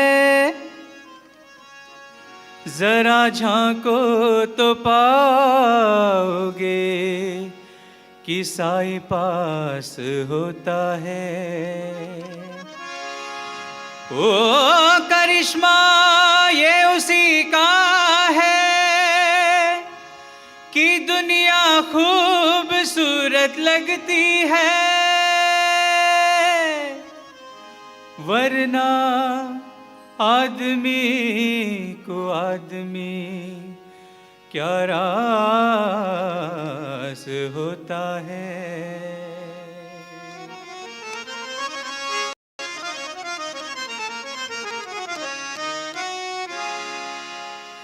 साई बिन रहा न जाए, साई बिन रहा न जाए, साई बिन रहा न जाए, साई बिन रहा न जाए। चैन नाए मोहे चैन नाए,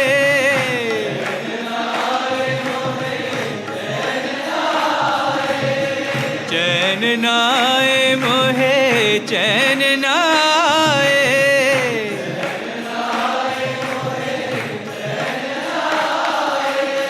साई बिन रहा न जाए,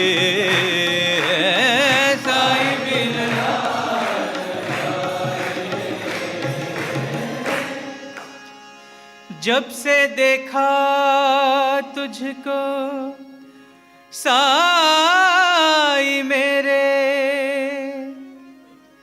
दर्श के प्यासे नैना सांझ सवेरे।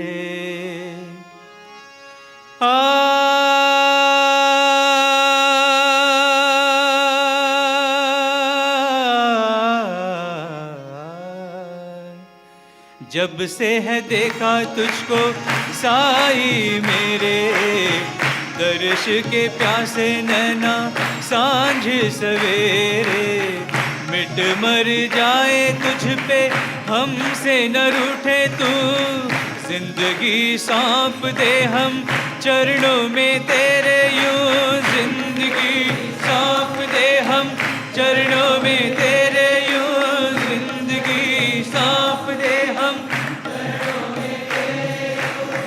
मन मंदिर से जाओ न साए, मन मंदिर से जाओ न साए, चैन नाए मोहे चैन नाए,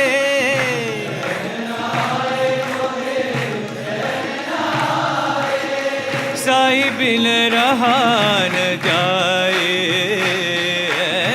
साई बिन रहा न जाए।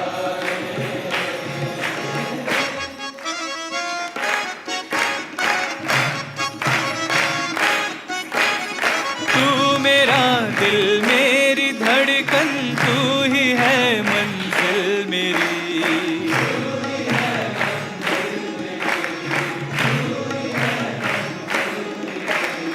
मेरा जीवन तेरा दर्शन, मेरी सब सांसें भी तेरी,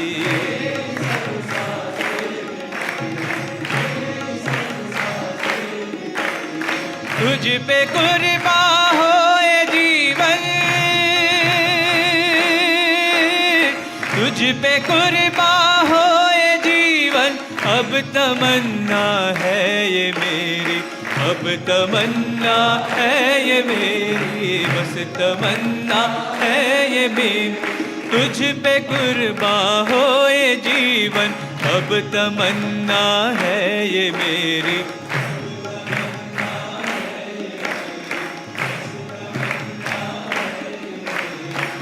साई बिन रहा न जाए,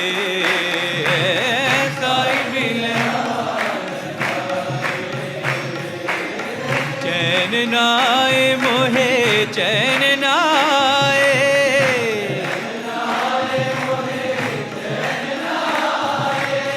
साई बिन रहा न जाए, साई बिन साई बिन रहा न जाए, साई बिन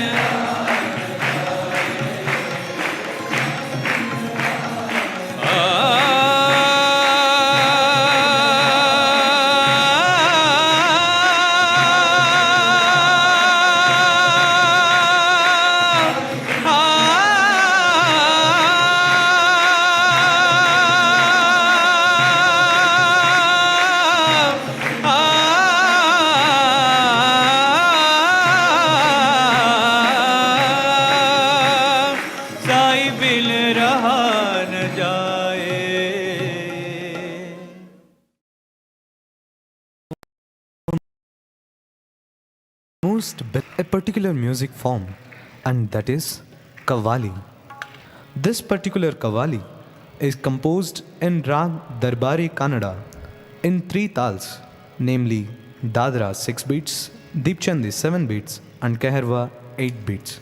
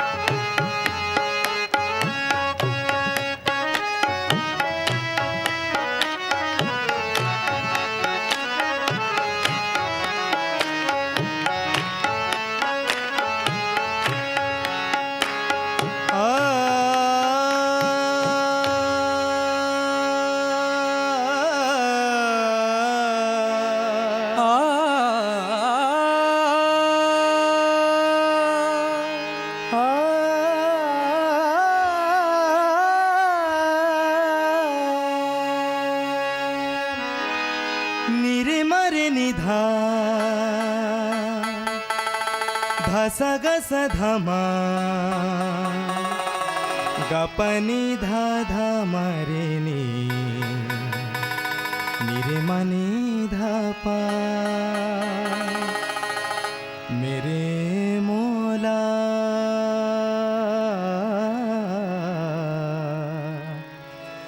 मेरे मौला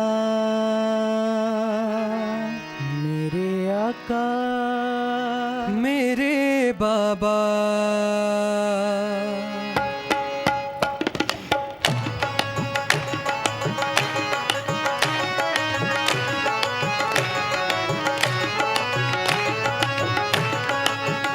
मेरे मौला मेरे आका मेरे साईं मेरे बाबा मेरे मौला मेरे आका मेरे साईं मेरे बाबा मेरे मौला मेरे आका मेरे साईं मेरे बाबा मेरे मौला मेरे आका मेरे साईं मेरे बाबा तरसे नैना मोरे तरसे तरसे तरसे नैना मोरे बिन दीदार तेरे साईं मेरे साईं मेरे बाबा मेरे मौला मेरे आका मेरे साईं मेरे बाबा मेरे मौला मेरे आका मेरे साईं मेरे बाबा मेरे मौला मेरे आका मेरे साईं मेरे बाबा मेरे मौला मेरे साईं हे परवरदिगार ईश्वर मेरे लगाया है सीने से तुझको लगाया है सीने से तुझको लगाया है सीने से तुझको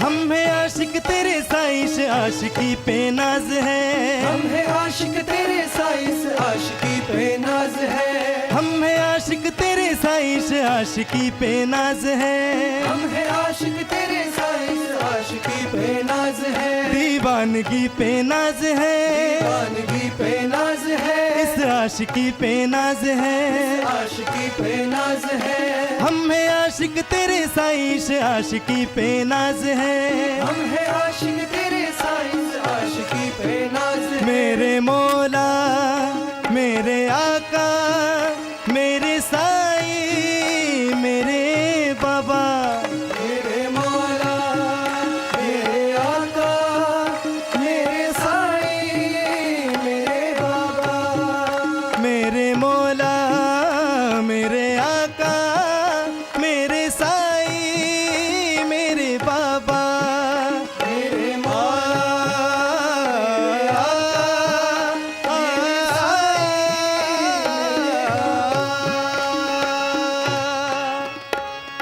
लाखों महफिलें इस जहां में रोज होती है पर तेरे बगैर लगता नहीं ये दिल लगता नहीं ये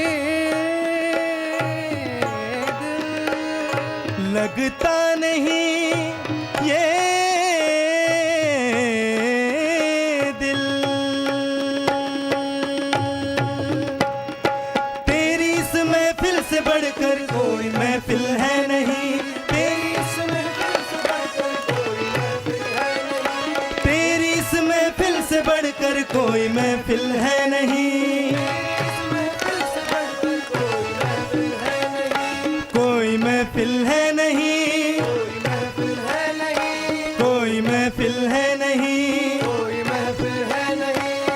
के इस महफिल से बढ़कर कोई महफिल है नहीं। साई के इस महफिल से बढ़कर कोई महफिल है नहीं। साई के इस महफिल से बढ़कर कोई महफिल है नहीं। साई के इस महफिल से बढ़कर कोई महफिल है नहीं। हाँ जी, साई के इस महफिल से बढ़कर कोई महफिल है नहीं। साई के इस महफिल से बढ़कर कोई महफिल है नहीं। हाँ, साई के इस महफिल से बढ़कर कोई महफिल है नहीं। हाँ, साई के इस महफिल से बढ़कर कोई महफिल है नहीं। मेरे मौला, मेरे आका, मेरे साई, मेरे बाबा। मेरे मौला, मेरे आका, मेरे साई, मेरे बाबा। मेरे मौला, मेरे आका, मेरे साई, मेरे बाबा। मेरे मौला, मेरे आका, मेरे साई, मेरे बाबा। मेरे मौला, मेरे आका, मेरे साई, मेरे बाबा। मेरे मौला, मेरे आका, मेरे साई, मेरे बाबा। मेरे साई, मेरे बाबा। मेरे साई, मेरे बाबा। मेरे साई, मेरे बाबा। मेरे मौला, मेरे आका, मेरे साई, मेरे बाबा।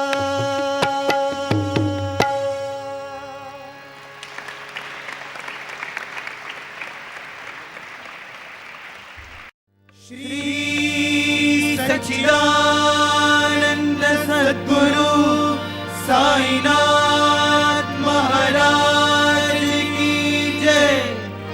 आरती साई बाबा सौख्यदातार जीवा शरणार जतनी यावदासा विसावा भक्ता विसावा। आरती साई बाबा तुमचे नाम ध्याता हरि संस्कृती व्याता। अगाध तव करणी मार्गदा विसियनाथा विसियनाथा। आरती साई बाबा कलियुगी अवतार सगुण पर ब्रह्म साचार। अवतीर्ण झाला श्री स्वामी दत्ता दिगंबर दत्ता दिगंबर। आरती साई बाबा सौख्यदातार जीवा शरणार जतनी सावदासा विसावा भक्ता विसावा। आरती साई बाबा शिर्डी माझे पंढरपूर साई बाबा रमावर बाबा रमावर साई बाबा रमावर। शुद्ध भक्ती चंद्रभागा भाव कुंडलिक जागा कुंडलिक जागा भाव कुंडलिक जागा। खाली लोटांगण वंदीन चरण गौरानी पाहिन रूपा तुझे प्रेमे अलिंगिन आनंद पूजिन भावे वालिन महे नमः। त्वमेव माता च पिता त्वमेव त्वमेव बन्धुश्च सखा त्वमेव त्वमेव विद्या द्रविणं त्वमेव त्वमेव सर्वं मम देव देव। कायेन वाचा मनसेन्द्रियैर्वा बुद्ध्यात्मना वा करोमि यत् सकलं परस्मै नारायणाय समर्पयामि। रामचन्द्रं माधवं गोपिका वल्लभं जानकी नायकं रामचन्द्रं भजे। हरे राम राम राम हरे हरे हरे कृष्ण कृष्ण कृष्ण हरे हरे।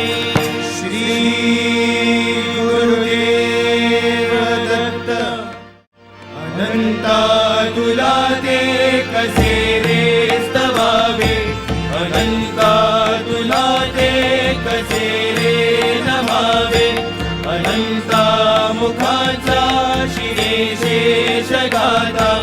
नमस्कार साष्टांग श्री साईनाथा ऐसा येही साई दिगंबरा अक्षय रूप अवतारा सर्व ही व्यापक तू श्रुति सारा अनुसयात कुमारा बाबा येही बा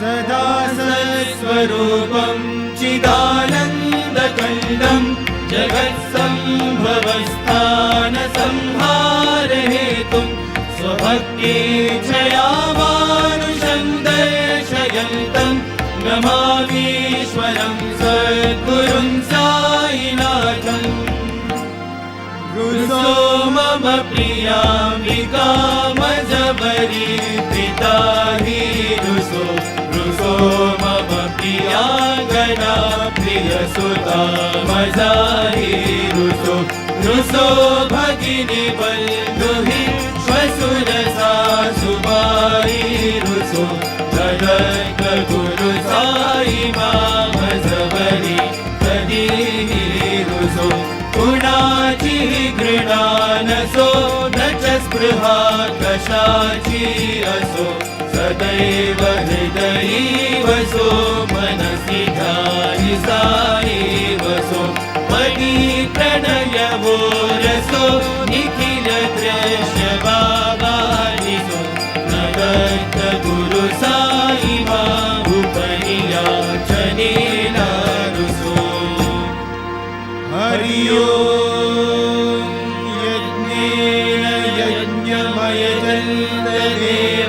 यज्ञमयजन्तदेवास्तानि धर्माणि प्रथमान्यासन् तेहनाकं महिमानः सचन्त यत्र पूर्वे साध्या सन्ति देवाः ॐ राजाधिराजाय प्रसन्न साईने नमो वयं वै श्रवणाय कुर्महे समे कामान् कामकामाय मह्यं कामेश्वरो वै श्रवणो ददातु कुबेराय वै श्रवणाय महाराजाय नमः श्रीनारायण वासुदेवाय सच्चिदानन्द सद्गुरु साईनाथ महाराज की जय करचरण कृतं वा कायजं कर्मजं वा शरणनयनजं वा मानसं वा परायं विहितमविहितं वा सर्वमेतत्क्षमस्व जय जय करुणाब्धे श्री प्रभो साईनाथ श्री सच्चिदानंद सद्गुरु साईनाथ महाराज की जय